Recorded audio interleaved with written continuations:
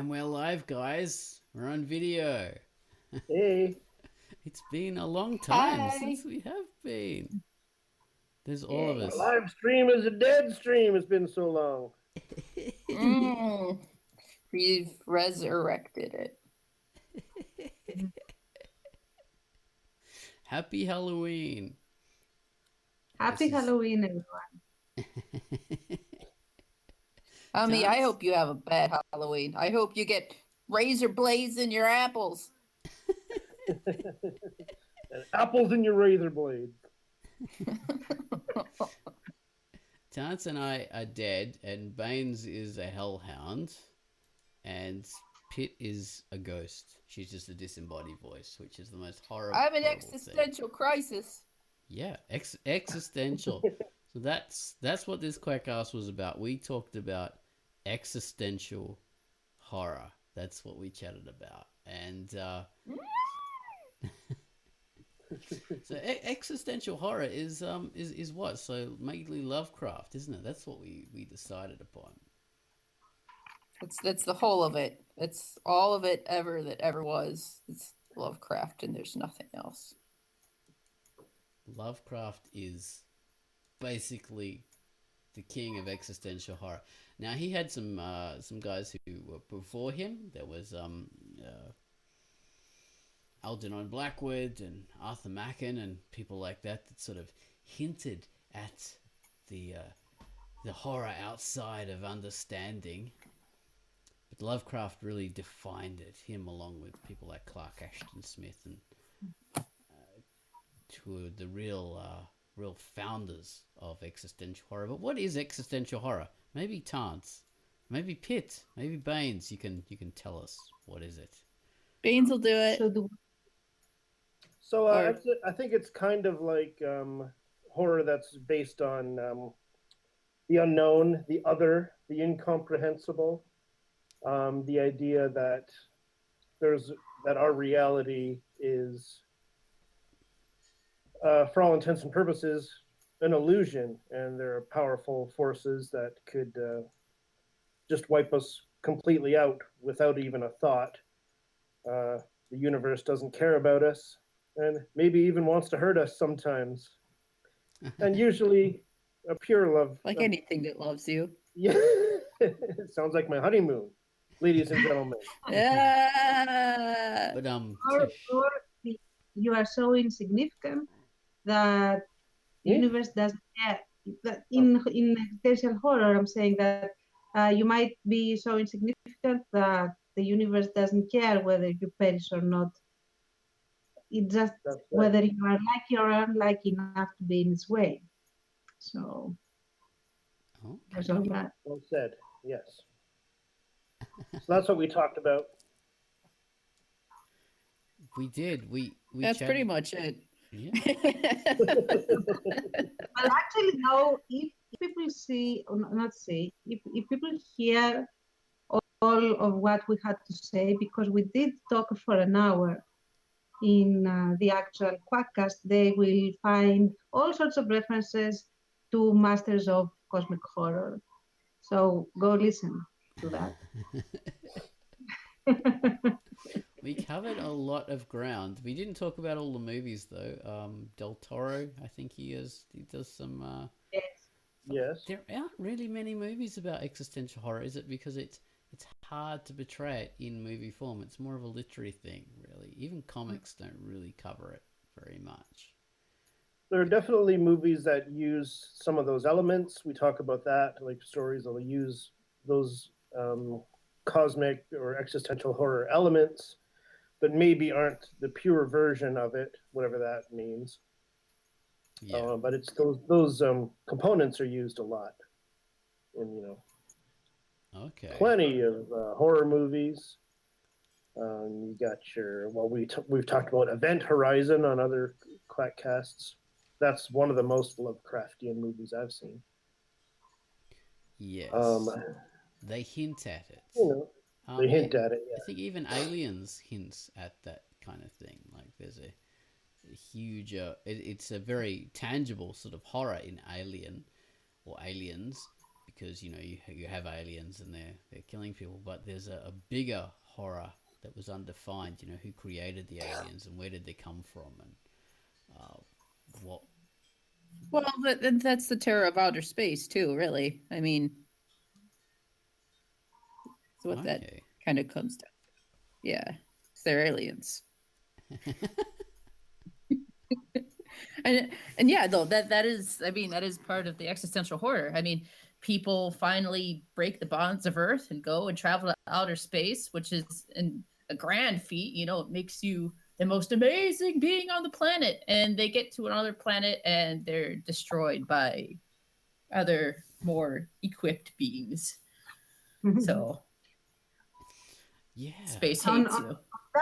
On that note, I mean, a movie like The Abyss would also qualify as existential horror, which is you don't live Earth, you don't go to space, but still you get into a space-like environment, like deep in the abyss of the oceans, and then there are creatures that are as good as aliens down there, and they still destroy you, of course. So you get the same thing, the same result. Yeah, and it, of course, too, with the same thing with the Abyss, it's not so much the aliens too that make the existential presence, but that you are in an environment in which you do not belong.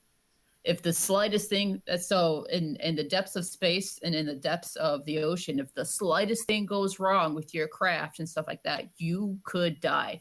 I mean, you could literally be crushed like a tin can. I mean, it's so merciless, dude. Like, the more I think about it, like, hell yeah, man, that's like the core of existential horror. It will just destroy you and not give a shit. That's the thing. That's one of the things about existential horror, is it's something that's bigger than humanity, and it doesn't care about you. It doesn't hate you at all. It just doesn't even think about you.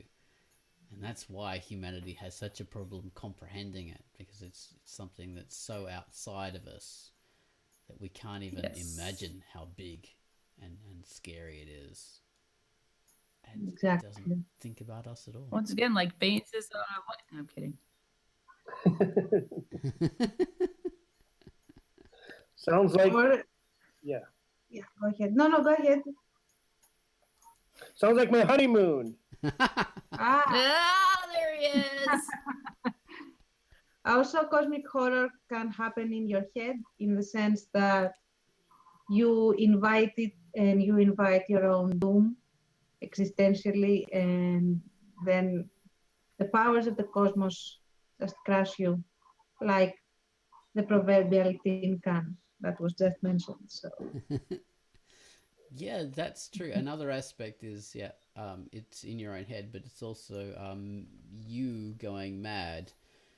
In the terms of Lovecraft, the protagonist often slowly goes insane. Even Edgar Allan Poe, the protagonist slowly goes insane. Is not really sure what is real and what is reality, what is insanity, what is delusion, and and especially the French guy also did that. Yes. I mean, nearly everyone goes insane or is the monster, either or.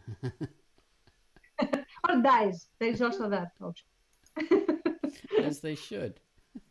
Yeah. Yeah, so this is the cosmic horror. And we would also be remiss if we didn't mention, of course, the tangible aspects of horror that are so much fun, the tangible aspects of cosmic horror. It is Cthulhu with his lovely tentacled face, which, we all know and love, that visage. He's the trendiest cosmic horror that has ever been. With these great big wings. Apparently that is not even Cthulhu, that's some other thing, but that's what it's become known as, I think. Dagon or something, I think. Yeah, exactly. But I was reading one of my archaeology books the other day, and it referenced it, because it's, the archaeology of like the Near East and the Levant and Egypt and stuff, and it referenced Dagon, and I kind of threw up the horns, like, yeah. Oh my god, that's awesome! And of course, And then, I'll go on. No. I was going to say that's also No, I'm referenced just in Robert E. Howard stories as well. That's the dreaming god, and you'll see it in Conan the Destroyer. That's the god that he kills in the end. You know, rips the horn out of his head, and I think it ended up becoming biblical after the one of the it's one of the entities that Christianity kind of picked up, I think, and turned into your run-of-the-mill demon sort of thing, I think, if I'm correct. Yes, as Christianity did with all those things. Well, we should also say, yeah, Christianity has its share of existential dread and horror and demonic creatures that are so huge that are incomprehensible. Leviathan and Behemoth and all those kind of characters that are beyond human. Even the angels are kind of scary too. That's exactly what I was going to say.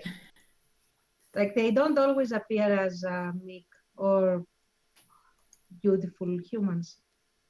There are some scenes where they appear as giant, monstrous, terrible beings, made of metal and things like that. That's a good point. One of the things about the there's this cartoon that was very popular, Neon Genesis Evangelion, and the various the monsters there were described as angels, and you think, oh, why are they described as angels? They're just great big like cubes and all these horrific things and multi-winged monsters. But the thing is, the actual descriptions in the Bible, those are accurate to the descriptions in the Bible. Those creatures are what angels were in the Bible, weren't? Yeah, smiling And guys with a halo. If you give a read at Revelations, there you have a lot of horrific imagery going on, especially I mean, after the very beginning and towards the middle, and the middle towards the end, you get the bulk of horror imagery from both sides. I mean, not only the evil side, the light side also features a lot of horrific imagery.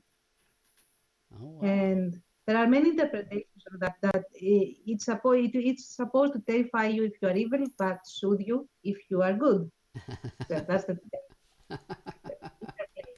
so there you go. It's in your head, but it's also objectively horrific. Oh, that is probably a much more kind of central to our culture as well, because that's all the our literature and everything is based on that kind of horrific kind of literature. It's very essential to our culture. All right, I think we've come to the end of what we're going to do with our video. It's been good to be on video again and have our faces such as they are. But to set things straight, I am not actually dead. I just happened to murder my husband, and I'm just back from the funeral and the will reading. And I buried the bastard, so exactly. you make sure that he doesn't escape. He doesn't get up. You did a good job, Tantz, in killing him. Of course.